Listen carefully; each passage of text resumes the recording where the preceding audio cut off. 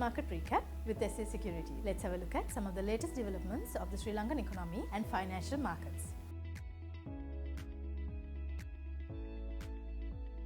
IMF and Sri Lankan authorities have reached a staff-level agreement on economic policies, making progress in second review of the EFF-supported program and the 2024 Article 4 Constitution. Upon approval by the IMF management and the completion by the Executive Board, Sri Lanka will gain access to SDR 254 million, about $337 million in financing, supporting ongoing the macroeconomic policy reforms. The completion of the review hinges on the implementation of prior actions by the authorities and the confirmation of financing contribution from multilateral partners, emphasizing the need for sustained reform momentum and addressing governance weakness for lasting economic recovery. President Ranil Wickremesinghe has announced that Sri Lanka's Treasury Secretary and the Central Bank Governor will embark on a trip to Europe to initiate direct negotiations with bondholders, aiming to conclude the restructuring process by June to July. President Ranil Wickremesinghe clarified to the cabinet that the presidential election will take precedence over the general election as per the constitution. He instructed preparations for the presidential election, dispelling rumors and alleging with the constitutional protocols. The government decided to operate Sapugaskanda oil refineries separately from the CPC. This decision, approved by the cabinet, aims to modernize the refinery aging infrastructure through critical investments. The goal is to ensure operational efficiency and viability for at least 25 more years, according to the Government Information Department statement.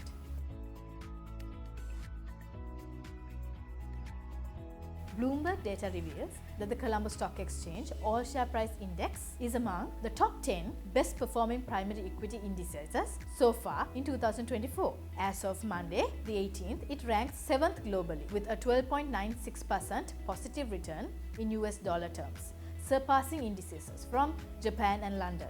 Kenya and Kazakhstan lead with 28.9% and 20.11% returns respectively.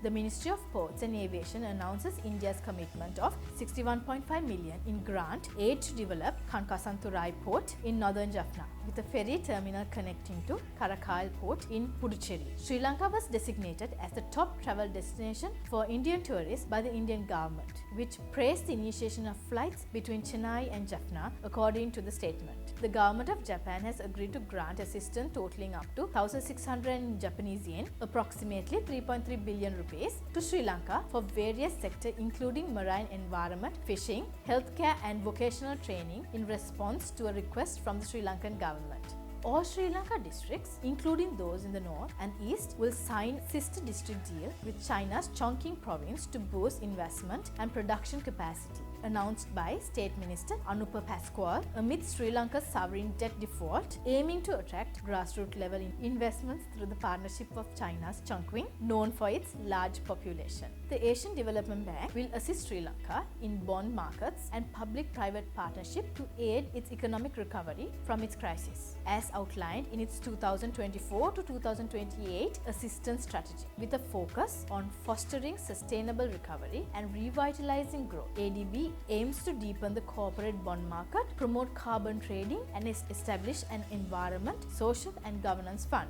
Additionally, ADB plans to facilitate green bond issuance, explore offshore local currency-linked bonds to mitigate currency risks, support the National Agency for Public-Private Partnerships, and provide funding for PPP projects meeting its criteria. The Asian Development Bank has approved a 100 million loan to enhance its finance for SMEs and Sri Lanka and to bolster their resilience to economic and climate-related challenges. Through participating with financial institutions, ADB will provide a $50 million line of credit for underserviced SME and establish a special facility of $500,000 to support women-led enterprises, alongside conducting a gender gap assessment to improve women's access to finance. With the recent Treasury-bill auction, the 91 T-bill rate increased by 13 basis points, the 182 T-bill rate increased by 14 basis points, and the 1-year T-bill rate increased by 14 basis points. Let's take a look at this week's Colombo Stock Exchange market status.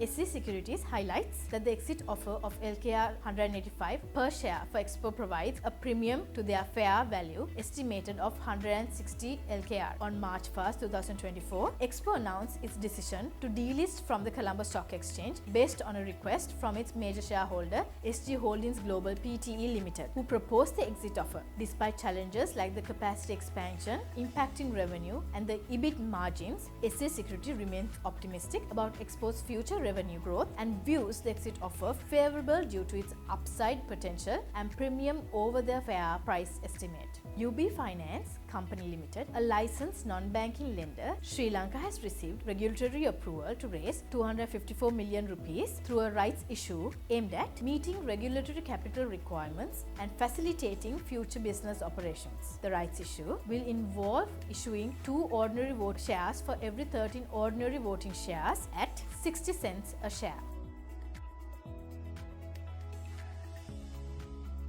We observed a 42.4 rally in RCL between a low of 24.90 on 30th May 2023 and a high of 35.50 on 11th of July 2023. That's within a period of 26 market days. Our analysis show that prices will fluctuate between 61.8% and 38.2% fib levels inside this range from 28.90 to 31.50. Presently, the price is testing the 50% fib level of 30.20 and above. If 50% fib level is well supported, the price could test 38.2% fib level at 31.50. Thereafter, the accumulation between 50% and 38.2 fib levels will determine the strength of the trend extension. Thank you for watching, and we will be back next week.